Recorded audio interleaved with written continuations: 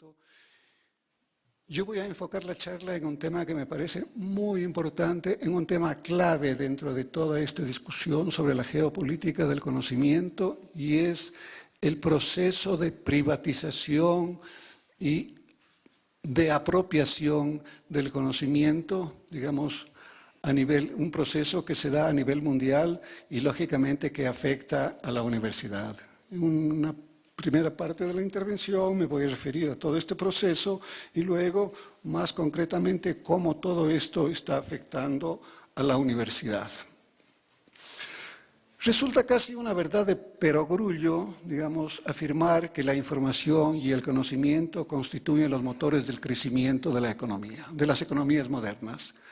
Pero lo que olvidamos a veces es la constatación de que si el conocimiento es el insumo más importante para las economías, entonces su control es una de las formas más importantes de poder. De ahí que la disputa por la hegemonía y el dominio sobre la información y el conocimiento se hayan convertido desde hace algunos años en el centro de atención y choque de intereses a diferentes niveles. Las modalidades de apropiación y control del conocimiento tienen efectos profundos sobre el poder del mercado, la concentración económica y la estructura social. Son los regímenes de propiedad intelectual los que proveen la clave para la distribución de la riqueza, poder y acceso a la información, así como son las diferentes modalidades de propiedad intelectual las que pueden bloquear o impulsar la promesa educacional, política, científica y cultural de Internet. Desde hace algunos años asistimos a un proceso acelerado de privatización de la información y el conocimiento. Información que solía estar libremente disponible, ahora cada vez más es monitoreada, encriptada, restringida. Múltiples fuerzas se disputan la captura y el control y conocimiento de la información. Estas fuerzas van desde las empresas multinacionales versus los pueblos indígenas por el control o la disputa de conocimientos ancestrales y explotación de la biodiversidad. Hasta conflictos entre los gobiernos versus ciudadanos respecto al equilibrio entre la vigilancia digital y la privacidad individual. Las universidades no están exentas de esta confrontación. Los profesores reclaman la propiedad intelectual, ya sea a nivel individual o institucional, de los conocimientos e innovaciones producidos en la universidad. Sin olvidar el creciente cuestionamiento de la universidad, digamos porque lo siente en carne propia, ese cuestionamiento a la creciente privatización del conocimiento y de la producción académica por 2 o 3 empresas, corporaciones transnacionales, digamos, que se han apropiado y cada vez se apropian y restringen más la circulación del conocimiento académico. Evidentemente que esta competencia por el control y apropiación de bienes públicos y colectivos no se limita únicamente al conocimiento. Dada la apertura de los mercados a toda clase de bienes y servicios, ya sean estos naturales o producidos, la presión por el control es enorme. De ahí que la comodificación y la privatización de bienes públicos sea una tendencia para todo tipo de recursos. Los llamados mercados del carbono, no son sino una forma de apropiación de la atmósfera y su inclusión en los circuitos comerciales. La propensión hacia la privatización del conocimiento se torna casi necesaria por los conflictos y contradicciones entre los regímenes tradicionales de propiedad intelectual y la aceleración del cambio de las nuevas tecnologías de la información y comunicación que vuelven obsoletos esos regímenes. Así, las tecnologías digitales tienen la capacidad dual, por una parte, de aumentar enormemente el acceso a la información, pero al mismo tiempo tienen la capacidad de restringir y controlar el camino para este acceso. Los problemas son complejos, de primera importancia y se sitúan a diferentes niveles. O sea, la complejidad del problema se agudiza por múltiples razones. El gran número de actores, múltiples intereses en conflicto, cambios rápidos en la tecnología, una falta generalizada de la comprensión de las tecnologías digitales, ámbitos locales versus ámbitos globales, y una crónica ausencia de precisión sobre el significado y contenido del recurso información. Este intrincado contexto está siendo moldeado por dos ideas que me parecen bastante peligrosas y cuya comprensión es indispensable para contextualizar y entender toda la problemática en torno a la gestión y manejo del recurso información.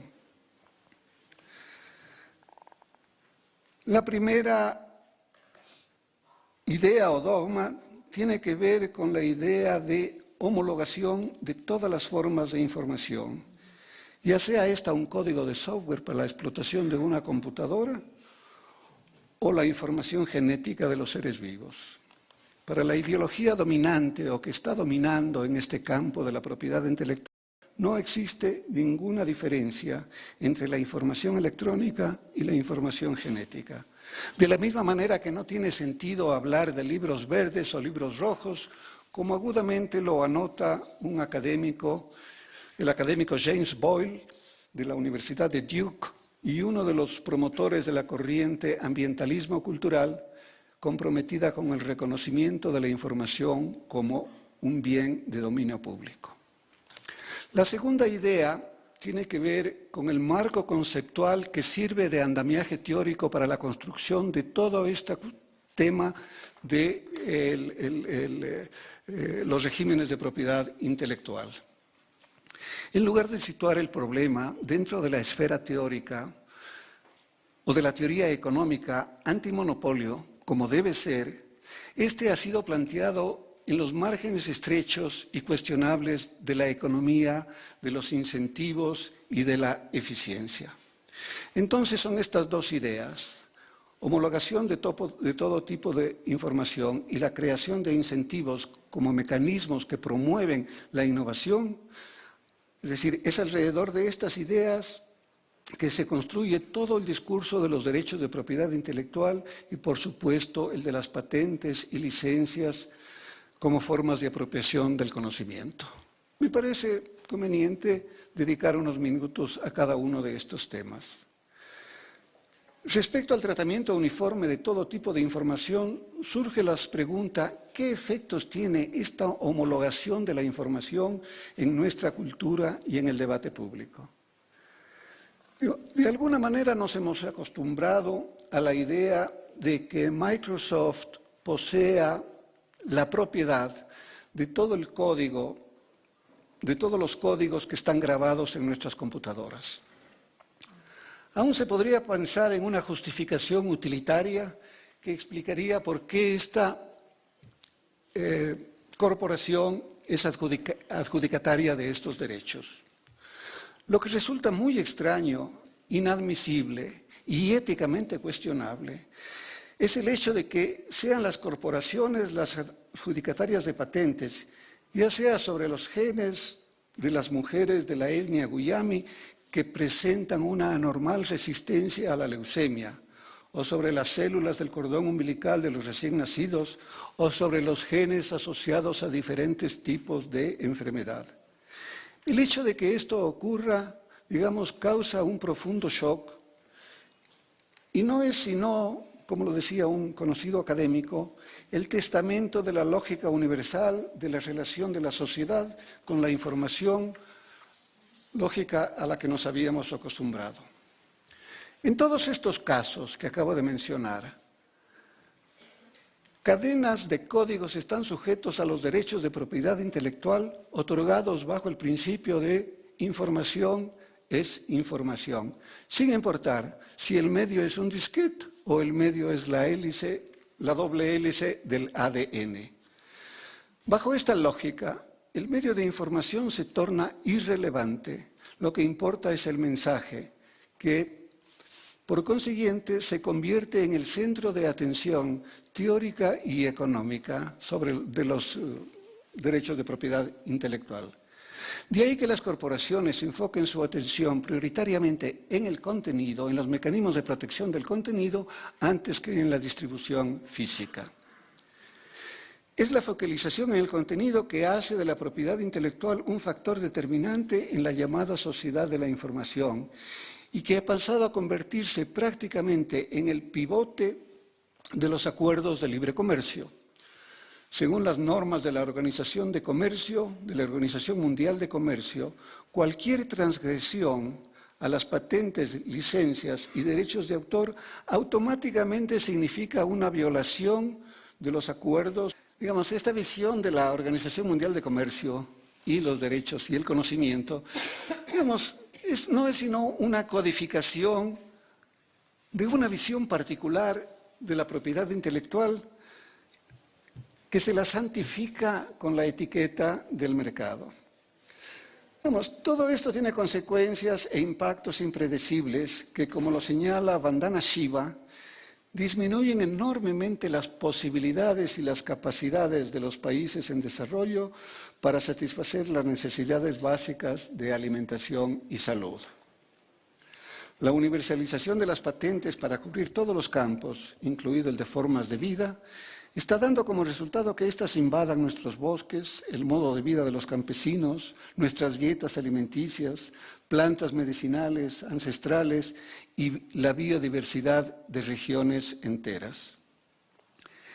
Este poder arrollador de la privatización del conocimiento tiene lugar bajo el principio, convertido casi en sentido común, según el cual los derechos de propiedad intelectual impulsan la inversión, especialmente la inversión extranjera, promueven la transferencia de tecnología y estimulan la investigación y la innovación al proteger a las empresas asegurándoles la amortización de sus gastos en investigación y desarrollo.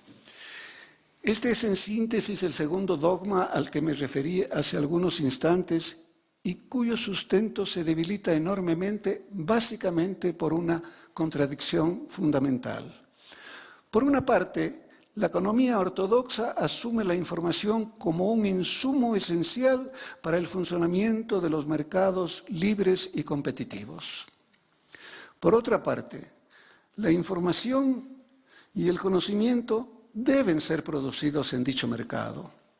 Entonces, en el primer caso, la información debe estar disponible sin restricciones para todos los agentes económicos. Y en el segundo caso, el conocimiento debe ser producido y, por lo tanto, sometido a las leyes del mercado, con el fin de dar a los productores el incentivo para producirlo, de acuerdo a la lógica del mercado. Joseph Stiglitz señaló ya hace algunos años esta contradicción y concluía en la existencia de un conflicto fundamental entre la eficiencia con la que los mercados difunden la información y los incentivos para adquirir dicha información.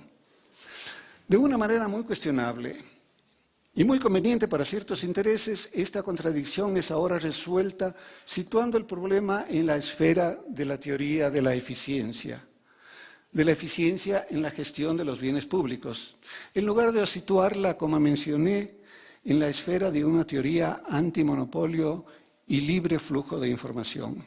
Pero aún así, aceptando las regulaciones de acceso y circulación de la información como un problema de incentivos y de eficiencia, el equilibrio entre estos dos objetivos implicaría, en principio, serias limitaciones a la propiedad intelectual. Lamentablemente, está ocurriendo lo contrario. En nombre de la eficiencia y el estímulo a la creatividad y a la inventiva, la tendencia que se observa apunta hacia un endurecimiento del régimen de patentes y licencias. Es en este contexto que corporaciones, laboratorios, universidades y hasta gobiernos se han lanzado en una carrera desenfrenada por coleccionar patentes bajo las expectativas de ser vendidas y negociadas en un mercado cada vez más ávido de oportunidades y de acumulación. En los últimos años, una abundante literatura, especialmente producida en círculos académicos, se ha enfocado al estudio y análisis de este inusitado fervor por patentes y licencias. Algunas de las constataciones de estos estudios son bastante reveladoras. En primer lugar, existe un mito sobre la relación entre patentes e innovación y crecimiento económico.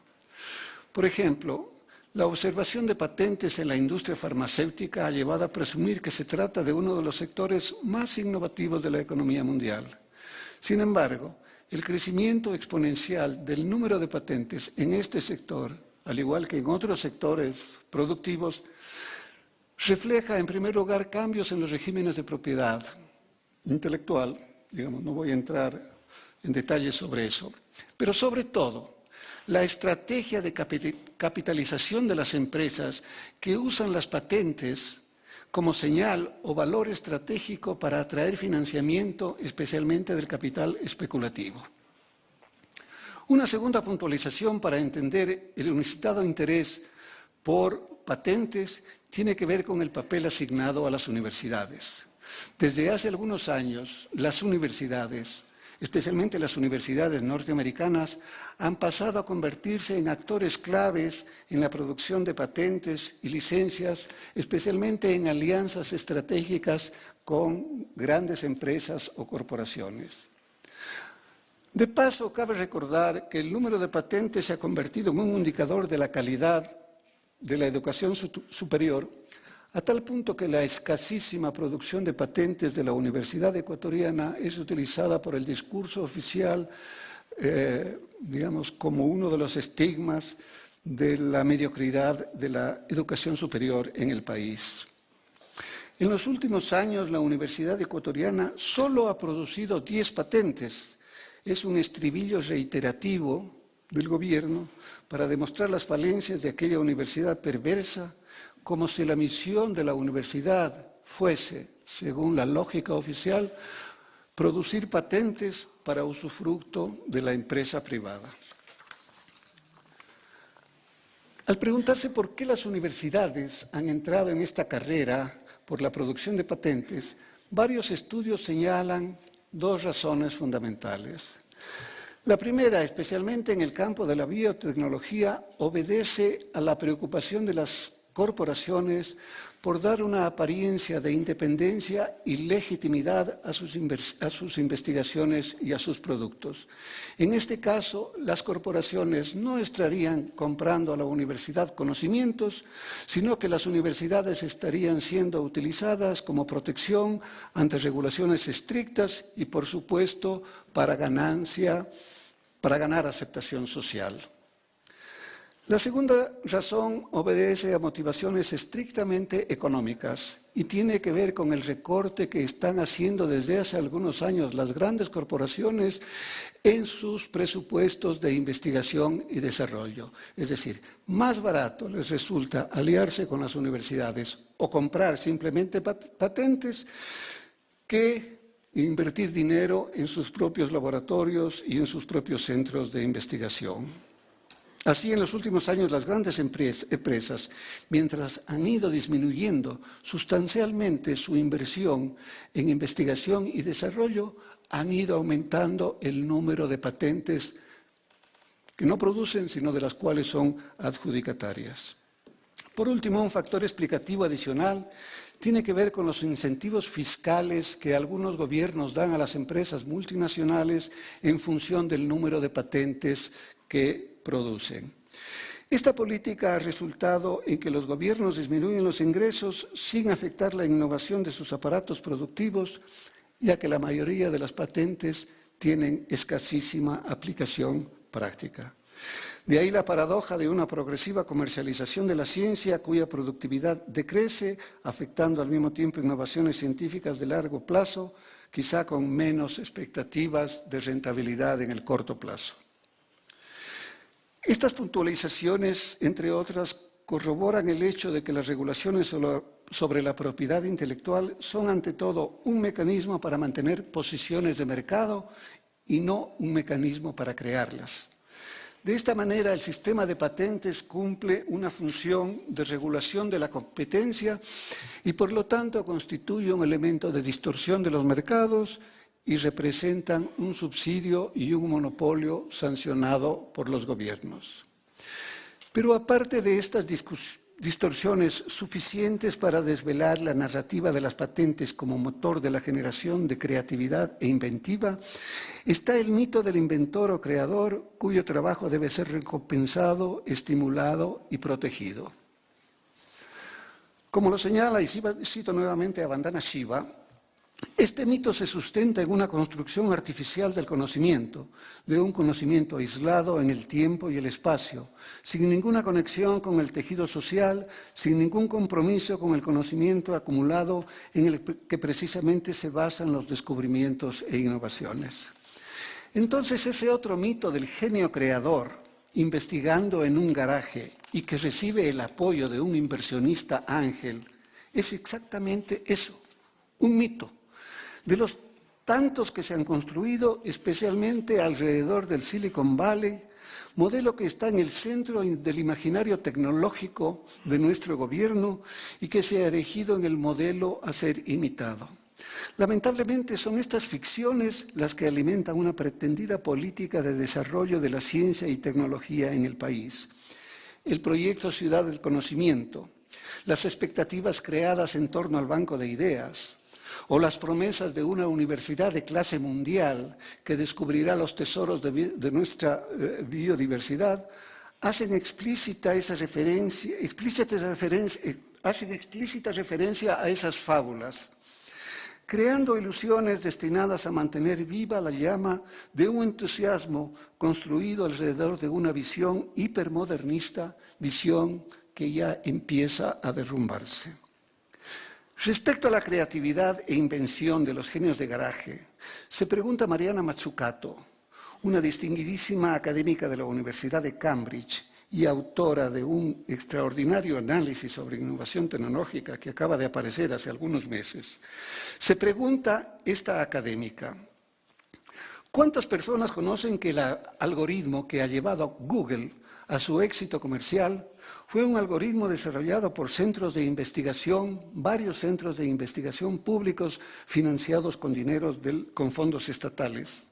Se pregunta asimismo esta investigadora, ¿cuántas personas conocen que Apple no ha desarrollado ninguna nueva tecnología y que el éxito de sus iPods, iPhones, iPads se debe a una inteligente integración de innovaciones y tecnologías que fueron desarrolladas durante décadas con fondos provenientes de los contribuyentes norteamericanos?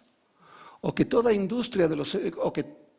la industria de los semiconductores en Norteamérica, en los Estados Unidos, fue posible con un subsidio gubernamental que superó durante varios años, décadas, un subsidio anual de en promedio alrededor $100 millones por año. Entonces, toda esa ideología montada alrededor de las patentes y licencias como factores esenciales de la innovación tecnológica, del crecimiento económico y de incentivos a la creatividad, carece de sustento real. Como lo reclaman amplios sectores académicos y sociales en diversos países del mundo, la discusión sobre los derechos de propiedad intelectual debe ser llevada al terreno de los mecanismos que impidan la formación de monopolios y aseguren el libre flujo de la información y el conocimiento, y no encerrar el debate en los márgenes estrechos y deleznables de una teoría económica centrada en conceptos de eficiencia e incentivos. Voy a terminar agregando un poco. Todas estas puntualizaciones, y quizá otras más, por supuesto, cobran actualidad en nuestro medio por la sencilla razón de que el gobierno se encuentra en el proceso de expedición del Código Orgánico de la Economía Social de los Conocimientos, Creatividad e Innovación. Se trata de una mega ley de 608 artículos, para ser más exacto, 564 artículos y 44 disposiciones, que regula todo lo que tenga que ver con desarrollo tecnológico y con investigación. Esta ley implica la expedición de muchísimos reglamentos. No voy a mencionar los reglamentos, pero yo esperaría, porque se los olvidó en la próxima versión de esta ley que está en borrador, que se incluya un reglamento para el manejo de probetas y tubos de ensayo. Digamos, algunos tópicos afectan directamente a la universidad. Bueno, primero, digamos, tengo que reconocer que el proyecto de ley dice que el conocimiento constituye un bien de interés público, su acceso será libre y su distribución se realizará de manera justa, equitativa y democrática. Digamos, yo me pregunto qué tipo de institución y mediante qué mecanismos va a asegurar una distribución justa, equitativa y democrática del conocimiento. Yo creo que no es un tema sobre el cual no vale la pena perder tiempo porque evidentemente se trata de esas declaraciones pomposas y rimbombantes a las que nos tiene acostumbrados este gobierno. Pero sí me parece importante recalcar eso que se declara la información o el conocimiento como un bien de interés público. Digamos, sobre esto se está escribiendo y se está investigando muchísimo ahora en la academia. Por analogía con el fenómeno histórico que se dio en Inglaterra, por el cual los señores feudales, digamos, se apropiaron de las tierras de pastoreo, que eran tierras comunales, digamos, en analogía con este proceso se ha caracterizado la creciente apropiación y privatización del conocimiento como el segundo confinamiento o enclosure. Si la analogía es pertinente o no, me parece que el tema no es de trascendencia. El asunto es que el clásico problema de uso de un bien de dominio público se complica en el caso del conocimiento porque no se trata de un recurso natural, sino que se trata de un recurso que debe ser producido. En una de sus últimas contribuciones al análisis del problema gestión y manejo de bienes colectivos, Elinor Ostrom anotaba que el bien conocimiento debería ser abordado como una categoría especial de bienes colectivos. Y decía que en este caso los derechos de acceso, de explotación, de regulación, de exclusión, de alienación, es decir, todos esos derechos que definen un régimen de propiedad adquieren connotaciones particulares. Lo único que quiero decir es, digamos, me salto algunas partes que tenía preparado, es que este tema, el código lo aborda, digamos, de una manera, de una simplicidad y de un reduccionismo asombroso. Es cierto que los márgenes de maniobra que disponen los países, especialmente los países en desarrollo, frente a los tratados imperantes de propiedad intelectual, son muy estrechos. Pero digamos, aquí cabe mencionar el caso de países como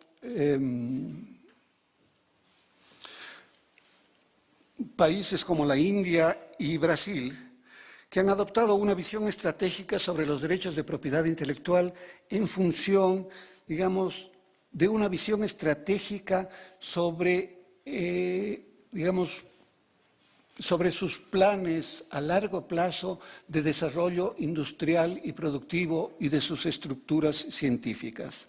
Digo, esto es muy importante, digamos, porque no se trata de adoptar posiciones minimalistas o maximalistas, digamos, pero para el Ecuador esta estrategia sería casi imposible, porque recordemos que se han hecho 5 intentos, tenemos 5 planes o 5 programas de cambio de la matriz productiva, 5 programas o planes de industrialización, y la semana pasada la ministra de Coordinación de la Producción viene a agregar un 6º que ahora se llama el Ecuador Productivo 2025.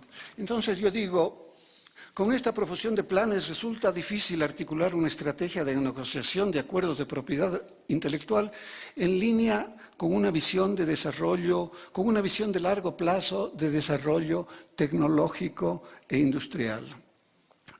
Pero bueno, este sería tema para otro seminario o para otra charla. Lo que quiero decir respecto al código y que afecta directamente a la propiedad, a la universidad, y con esto termino, es aquel relacionado con la libertad de investigación.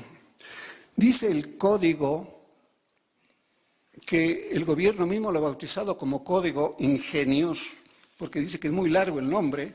Entonces, el secretario de Ciencia y Tecnología dice, al código lo hemos simplificado como Código Ingenios, o sea que me voy a referir al código con ese nombre que resulta más corto, ahora que estoy cortísimo de tiempo. Dice este código, el Estado garantiza la libertad de investigación. Digamos, esto es muy saludable, por supuesto. Sin embargo, como otra muestra de ese desorden bipolar que caracteriza a este gobierno, agrega el código, dice, la CENACID definirá periódicamente áreas y líneas de investigación acorde con los lineamientos del Plan de Desarrollo y el Plan de la Economía Social de los Conocimientos, otro plan. En estas circunstancias, añade el texto, digamos, que a estas líneas de investigación serán de obligatorio cumplimiento, aclarando que la agencia gubernamental tendrá capacidad regulatoria, poder sancionatorio y jurisdicción coactiva para asegurar el cumplimiento de las líneas de investigación. Una curiosísima manera de interpretar la libertad de investigación. Entonces ya vemos, digamos, en la situación en la que se encuentra la universidad. La determinación de la agenda de investigación, la definición de prioridades y hasta el establecimiento de metodologías y ritmos de investigación van a estar supeditados bajo las directrices gubernamentales a esquemas de un conocimiento dirigido y organizativamente burocratizado. Pero no es solamente preocupante la visión de abordar la política de investigación y desarrollo tecnológico como un proceso enfocado y dirigido, sino que la perspectiva burocrática se traduce en el establecimiento de mecanismos institucionales de control, efectivos a través de una reglamentación coercitiva y, por supuesto, muy efectivos a través de la distribución de fondos para actividades de investigación. En principio, actividades académicas que deben ocurrir en espacios autónomos y abiertos, ahora bajo criterios de una supuesta racionalidad tecnoeconómica, se someten a un andamiaje burocrático que de forma unilateral y arbitraria decide cuáles van a ser las prioridades y la agenda de investigación y formación de todas las universidades del país. Nos encontramos entonces en una situación en la que el Sistema Nacional de Ciencia y Tecnología, incluyendo por supuesto de la educación superior, están siendo dirigidos por autoridades legítimas actuando ilegítimamente porque exceden sus atribuciones legales o institucionales, o indirectamente por autoridades ilegítimas y o poderes fácticos, asesores, consultores o círculos de confianza cercanos a los centros de poder. Bueno, termino ahí. Gracias.